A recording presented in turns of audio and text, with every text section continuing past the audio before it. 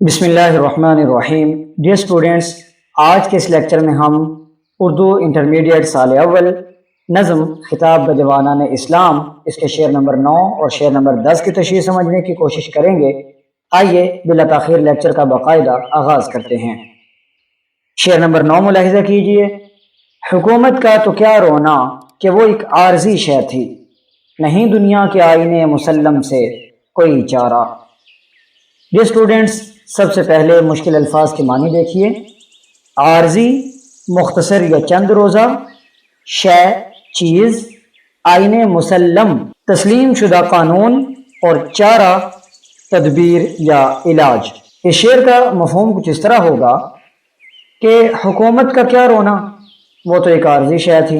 حکومت تو ایک عارضی اور چند روزہ چیز ہے، لہذا اس کے جانے کا کوئی رونا نہیں ہے، کوئی دکھ نہیں ہے۔ نہیں دنیا کے آئین مسلم سے کوئی چارہ، کیونکہ یہ دنیا کا تسلیم شدہ قانون ہے۔ آئیے اب تشریح طلب نکات پر بات کرتے ہیں۔ سب سے پہلا پوائنٹ ہے آئین مسلم یا قانون قدرت۔ یہ اسٹوڈنٹس، اقبال امت مسلمہ کے نوجوان سے مخاطب ہو کر کہتے ہیں کہ حکومت کا بدلنا قانون قدرت ہے۔ حکومت جانے کا تو کوئی غم نہیں کرنا چاہیے کہ دنیا کا اصول ہے کہ اقتدار ہمیشہ کسی کے پاس نہیں رہتا۔ گویا اقبال مسلمانوں کے اقتدار کے زوال کو ایک فطری عمل قرار دیتے ہیں۔ اس شعر میں کیا رونا کے الفاظ بھی اسی بات کی طرف اشارہ کرتے ہیں کہ اقبال کو حکومت جانے کا غم بھی ہے، لیکن وہ اس غم کو اہمیت نہیں دیتے، کیونکہ وہ سمجھتے ہیں کہ حکومت اور عمارت عارضی چیزیں ہیں۔ اللہ تعالیٰ کا قرآن پاک میں ارشاد ہے، بسم اللہ الرحمن الرحیم، وَتِلْكَ الْأَيَّامُ نُدَاوِلُهَا بَيْنَ النَّاسِ۔ اس کا ترجمہ ہے کہ یہ دن ہیں جنہیں ہم لوگوں کے درمیان پھیرتے رہتے ہیں، آج اس کی باری، کل اس کی باری، آج وہ امیر ہے تو کل وہ امیر ہوگا۔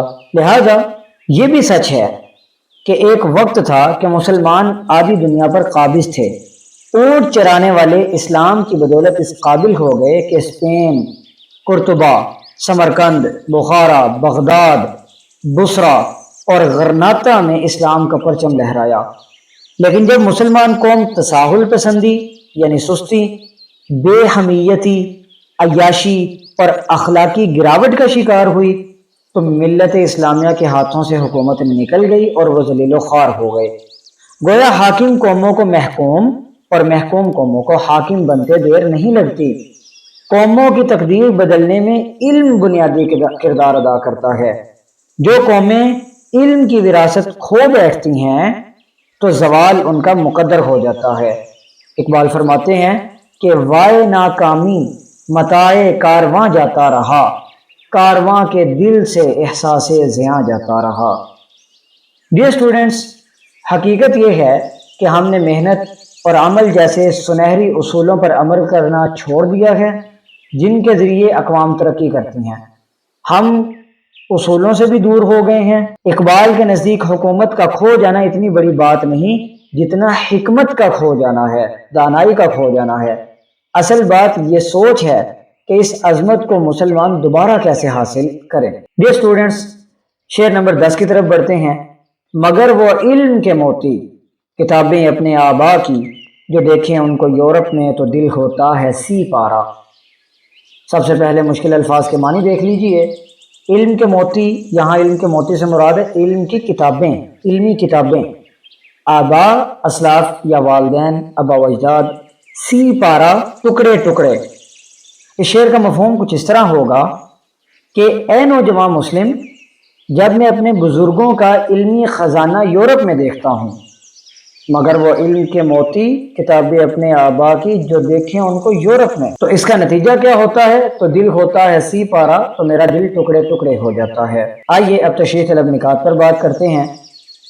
ڈیئر اسٹوڈنٹس، اس شعر میں بھی اقبال امت مسلمہ کے نوجوان سے مخاطب ہو کر کہتے ہیں کہ یہ بات کس قدر غمگین کر دینے والی ہے کہ علوم و فنون پر لکھی ہوئی بزرگوں کی کتابیں بھی ہم نے ضائع کر دی ہیں، جن کی وجہ سے علم کی وہ روایت بھی چھین گئی جو ہمارے آبا و اجداد کا ایک ترہ امتیاز ہوا کرتا تھا، جو ہمارے آبا و اجداد کی ایک شان ہوا کرتی تھی، جنہیں آج اہل یورپ اپنی لائبریریوں میں لے گئے ہیں اور یہ کتب پڑھ پڑھ کر نئی نئی ایجادات اپنے نام منسوب کر رہے ہیں۔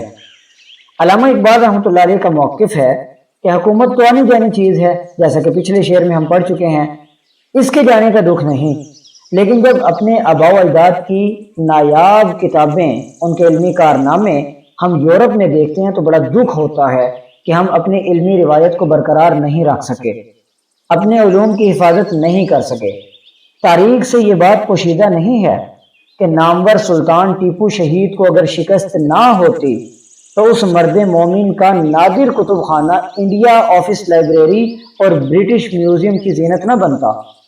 وہ کتب جن سے مسلمانوں نے دنیا کو نئی راہیں دکھائیں، آج ہم ان سے استفادہ کرنا تو درکنار، انہیں دیکھ بھی نہیں سکتے۔ کسی شاعر نے کیا خوب کہا کہ ہمارے بزرگوں کی علمی کتابیں کتب خانے یورپ کے معمور ان سے۔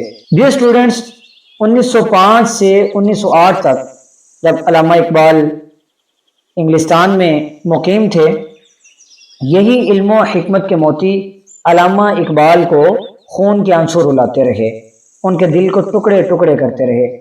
علامہ اقبال رحمۃ اللہ علیہ مسلمانوں کی اس علمی تباہی پر نوحہ خواں ہیں، ماتم کر رہے ہیں کہ کاش ہم اس قابل ہوتے تو یہ علمی سرمایہ آج ہمارے قبضے میں ہوتا۔ وہ نوجوان مسلم کو بیدار کرتے ہوئے یہ پیغام دے رہے ہیں کہ انہیں اس مقام کو دوبارہ حاصل کرنے کے لیے فکر اور کوشش کرنی چاہیے۔ ڈیئر اسٹوڈنٹس، آج کے اس لیکچر میں ہم نے انٹرمیڈیٹ سال اول نظم خطاب بجوانان اسلام کے شعر نمبر 9 اور 10 کی تشریح سمجھی۔ اگلے لیکچر میں انشاءاللہ اقبال کے فارسی شعر، یعنی جو اس نظم کا آخری شعر ہے، اس پر بات کریں گے۔ تب تک کے لیے اجازت دیجیے، اپنا خیال رکھیے گا، اللہ حافظ۔